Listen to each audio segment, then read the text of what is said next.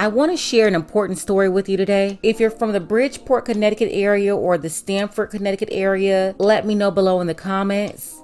Also, take a second to make sure that you are subscribed to this channel. Click that notification bell for all updates. And if you're new, include new subscriber in your comment below and I'm going to try my best to respond to all of you. And before we get started here, I want to send a special shout out to Vaughn and Havelock. I appreciate you, Vaughn. I appreciate you, Havelock, for your support for this channel.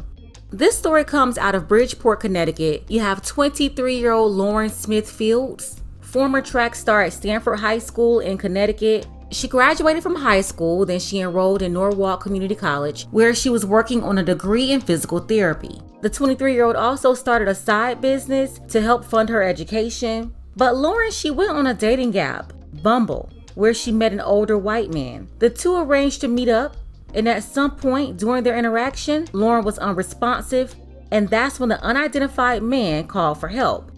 When the authorities got there, they confirmed Lauren was unresponsive, and sometime later she passed away. Not sure if it was her first time meeting him or if she had previous experiences with him, but unfortunately, the truth is being covered up by Bridgeport, Connecticut authorities. They found Lauren on December 12th, and weeks later, additional details have not been released. The medical examiner has yet to release the report, and then her family, they believe that the man who reported it is the same man responsible for this. According to Lauren's brother, the investigator made it seem like the man was a nice guy, and there was no need to investigate him.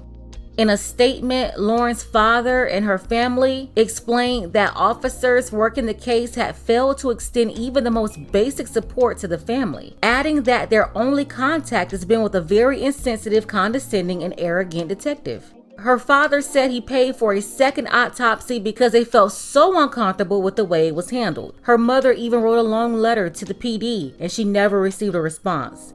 Bridgeport, Connecticut PD told Lauren's family to stop calling the police department. And as anyone can understand, the family is very upset with the poor handling of the case. Okay, so when I'm hearing this story, the first thing I'm thinking about is, what is she doing with him? Why is he over there to her house? What's the purpose? They have nothing in common. She's a 23-year-old black woman. He is an older white man. So off the rip, it sounds like a transactional situation. She met him on Bumble. He probably offered her money, and she agreed that he can come over and they can hang out and do whatever. I think all of us, for the most part, we can agree that he wasn't coming over there to study schoolwork.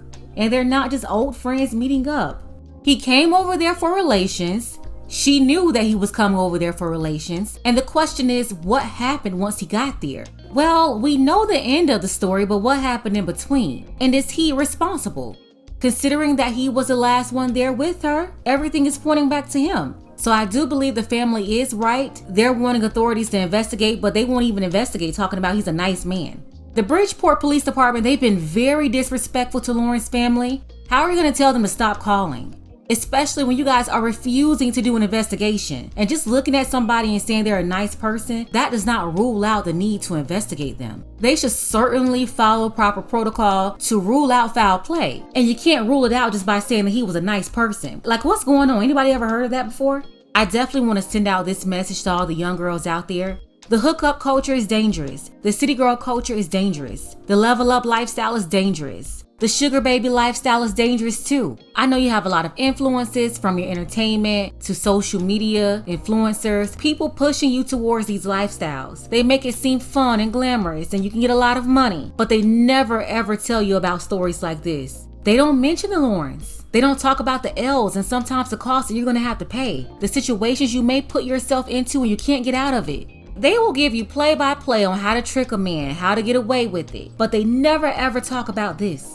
This is certainly a hazardous situation. It's like modern day street walking, where you're connecting with these people from online and then meeting up in person to do these transactions. Now here's the thing, a lot of young black women, they think that white guys are the easiest trick. This is why you have a lot of them interested in the whole divestment thing in the first place. They have a mindset that dealing with a white man is going to allow them to get what they want easier. They're looking at him as more green and a better trick, or less aware, or just more willing to go along with their whole process.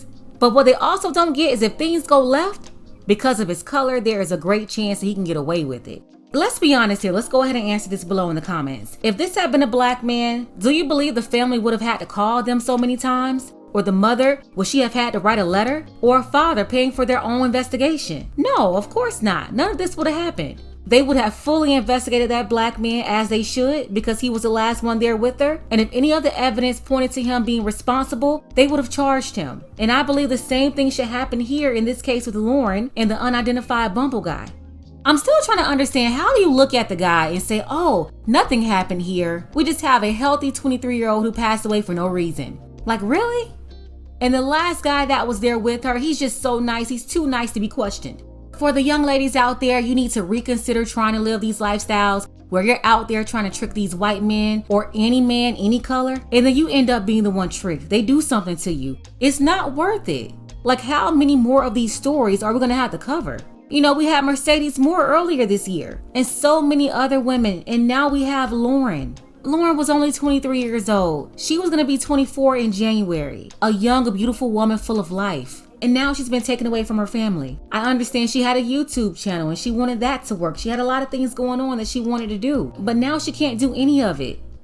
Be careful out there. Don't live this fast life. Slow down a bit. Stop listening to these people pushing these cultures on you. Because when you end up in a crazy situation, it's only going to be you there. And when it's all said and done, none of those women promoting these lifestyles, whether it's Level Up, City Girl, the swirling stuff, none of them will even give you a RIP. They won't even send condolences to your family. So although you may have these other influences, it's going to be up to you to go the right direction and make the right decisions. And unfortunately, Lauren can't come back, but it's a lot that you can learn from this story in order to make better decisions for your own life and try to protect yourself.